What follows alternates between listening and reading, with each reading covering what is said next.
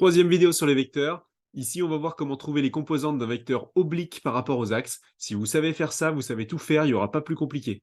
La plupart du temps, on rencontre des vecteurs obliques dans les sujets de bac sous la forme d'un vecteur vitesse initiale. Et on vous dit que ce vecteur fait un angle alpha avec l'horizontale. C'est par exemple ce qui se passe quand on lance un projectile vers l'avant, vers le haut. Vous avez certainement déjà vu passer dans vos cours ces deux lignes V0 cos alpha et V0 sin alpha. Ce sont les composantes du vecteur V0. Si vraiment vous n'êtes pas à l'aise du tout avec les vecteurs, vous pouvez juste les apprendre par cœur, ces deux lignes, parce que dans presque tous les sujets de bac que j'ai rencontrés, le vecteur V0, quand il est oblique, il se projettera exactement comme ça. Donc en mémorisant V0 cos alpha et V0 sin alpha, vous allez vous en sortir. Mais si vous voulez vraiment comprendre d'où ça sort ces deux lignes, c'est assez facile à démontrer. Et quand vous voyez qu'on utilise les fonctions cosinus ou sinus, il faut tout de suite penser au Casotoa. Ça veut dire qu'il faut trouver un triangle rectangle qui se cache quelque part parce que le Casotoa ne s'utilise que dans un triangle rectangle. Je vais dessiner le triangle rectangle en vert. Vous avez un angle droit ici. Les deux côtés de ce triangle correspondront aux composantes Vx et Vy, du moins leur valeur absolue.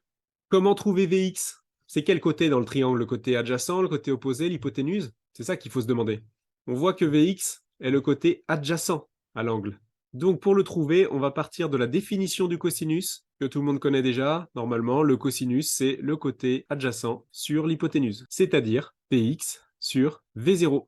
Et oui, je vous rappelle que l'hypoténuse, c'est la longueur de la flèche rouge, c'est-à-dire la norme du vecteur V0. Il suffit maintenant d'isoler ce qu'on cherche, c'est-à-dire la composante Vx, et on obtient tout de suite V0 fois cos alpha. On retrouve bien la fameuse ligne qu'on voit apparaître dans nos cours V0 cos alpha. Maintenant, pour trouver Vy, c'est la même chose, sauf que Vy, c'est le côté opposé à l'angle alpha dans le triangle. Donc on va partir du sinus, cette fois. Car dans le sinus, on a le côté opposé qui apparaît. C'est opposé sur hypoténuse. Le côté opposé, c'est Vy. L'hypoténuse, c'est toujours la norme de V0. Et on isole Vy. On trouve V0 fois sinus alpha. Voilà d'où ça sort ces deux composantes. Tout se démontre facilement avec un Casotoa.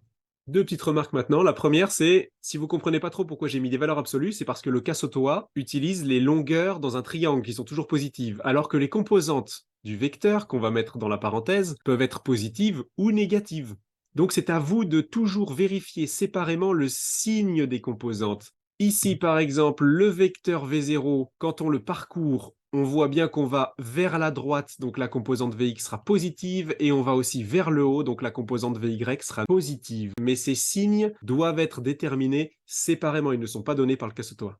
Deuxième remarque, vous pouvez très bien raisonner dans un autre triangle rectangle que je dessine ici en violet. L'angle droit est là. Vous retrouvez la longueur Vx en haut, la longueur Vy à gauche, et vous retrouvez même l'angle alpha ici, car il est alterne-interne avec l'autre. C'est pas souvent qu'on peut ressortir ce vieux mot qu'on n'avait pas entendu depuis longtemps. Et au final, on se rend compte que les deux triangles rectangles, le vert et le violet, sont parfaitement similaires, ils sont parfaitement identiques. Donc vous raisonnez dans l'un ou dans l'autre, peu importe.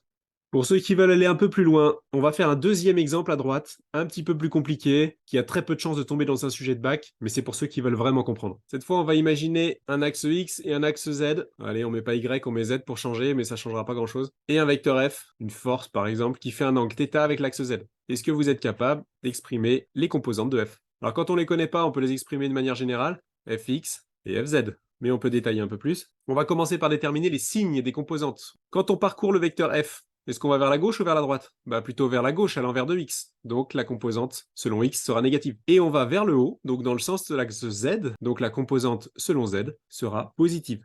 Les signes, c'est fait. Maintenant, il faut trouver les valeurs des composantes. Pour ça, on projette notre vecteur sur les deux axes. Et on peut remarquer que la composante fy, c'est le côté adjacent à l'angle, alors que la composante fx, c'est le côté opposé à l'angle. Si jamais c'est pas évident, vous pouvez vous dire qu'on retrouve fx en haut aussi, en haut du rectangle. Ou alors, vous pouvez vous dire qu'on retrouve aussi l'angle θ ici. Alors, on va pas refaire toute la démonstration avec le Casotoa. On va directement se souvenir d'une chose, c'est que quand vous avez besoin du côté adjacent, il faut partir du cosinus, et quand vous avez besoin du côté opposé, il faut partir du sinus. Donc, quand on cherche fx, qui est le côté opposé, on doit utiliser le sinus, et pour aller plus vite, on peut directement dire que le côté opposé, c'est l'hypoténuse f multipliée par sinus de l'angle. Alors que fz, d'ailleurs je ne sais pas pourquoi je l'ai appelé fy, c'est fz. Je me suis auto-piégé avec mon changement d'axe. La composante fz, c'est le côté adjacent, donc ça va être l'hypoténuse fois le cos de l'angle. Et voilà, on a trouvé les composantes du vecteur f. Si vous avez bien compris la méthode, vous êtes capable de vous en sortir dans toutes les situations. Si on prend un vecteur f dans n'importe quel sens, avec un angle ici bêta défini de n'importe quel côté, vous devez être capable d'exprimer ces coordonnées. Je vais donner directement la solution, mais si vous voulez en profiter pour vous entraîner, essayez d'abord de trouver les coordonnées vous-même en mettant la vidéo sur pause.